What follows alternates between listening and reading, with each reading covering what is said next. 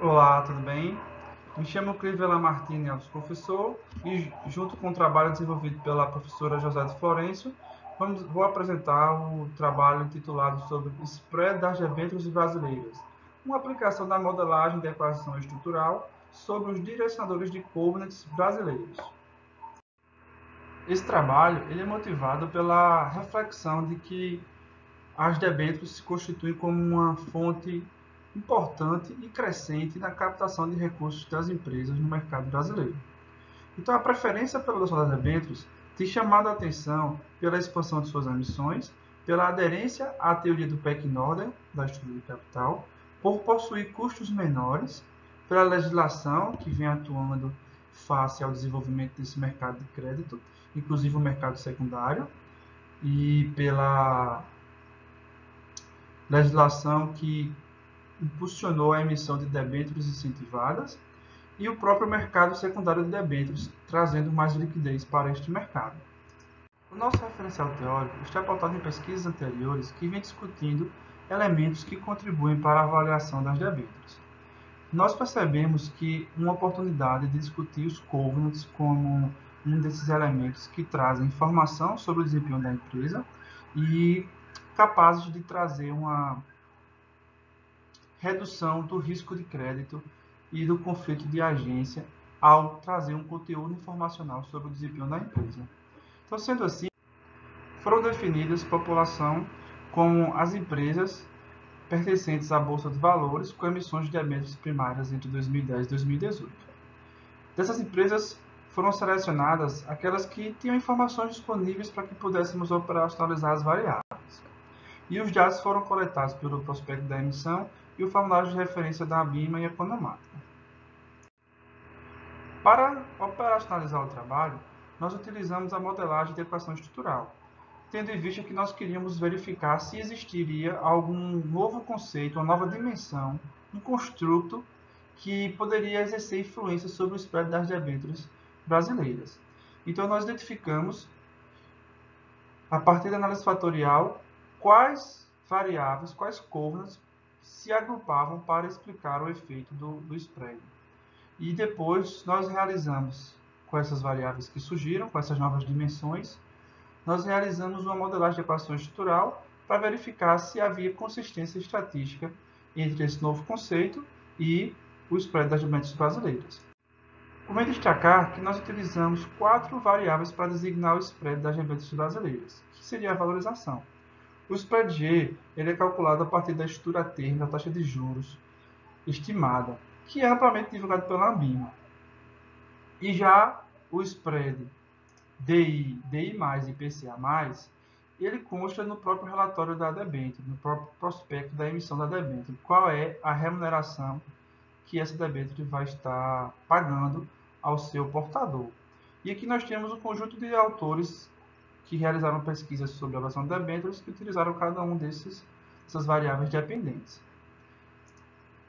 Para as variáveis independentes, nós consideramos os covenants que são explorados, que são adotados no mercado brasileiro. Então, para isso, nós fizemos um levantamento de todos os covenants que são discutidos, que são presentes, que estão presentes nas emissões das debêntures, e depois disso nós os classificamos, realizamos seus cálculos, suas operações, está aqui a operacionalização desses covenants, e podemos estimar os melhores modelos.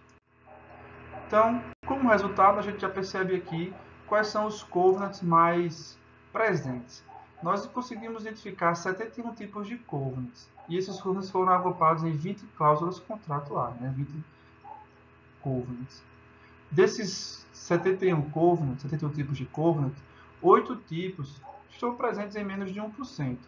Então, eles não são um covenant praticamente presente no mercado de debêntures, no mercado de crédito brasileiro.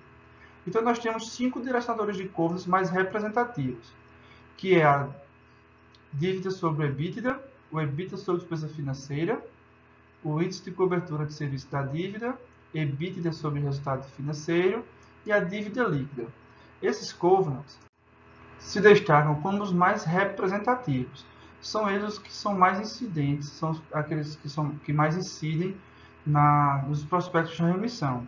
E aí surge, então, A motivação do nosso trabalho que é validar. Será que esses covenants possuem conteúdo informacional? Será que eles se juntam para explicar o efeito do spread das debêntures brasileiras?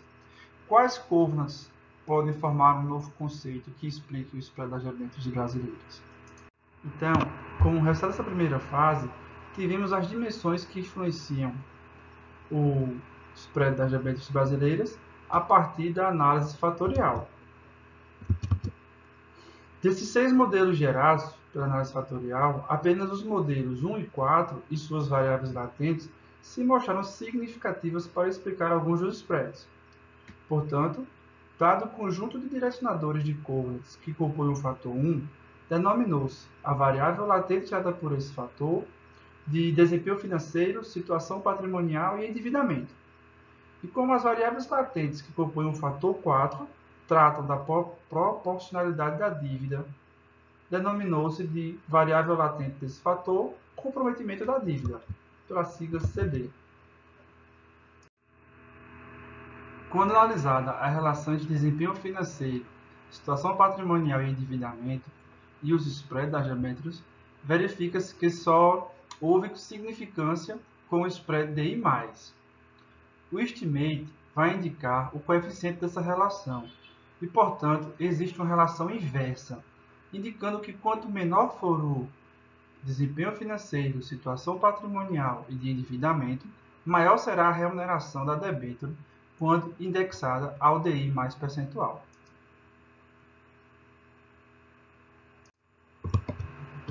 Isso se justifica porque a empresa em situação de risco, seja por baixos lucros, indisponibilidade financeira ou poucos bens, certamente terá uma dificuldade maior em honrar os seus compromissos com as dívidas, o que, por sua vez, vai demandar um spread maior em relação às debêntures de sua emissão. A relação entre desempenho financeiro, situação patrimonial e de endividamento e o spread DI+, possui um erro padrão baixo, o SE. Isso indica que se pode confiar nessa estimativa, uma vez que o esperado pela literatura é que o SE seja menor que 50% do estimate. Por fim, para analisar o poder explicativo desse construto sobre o spread das debêntures, a gente vai dar uma olhadinha no R ao quadrado, na coluna do R2, que significa o coeficiente da regressão. E a gente vai verificar que essa relação ela é explicada em 3,9%. É baixo, mas é relativamente significativo, uma vez que nós estamos considerando só uma variável. Então, nós partimos para a análise do construto comprometimento da dívida, nessa segunda tabela.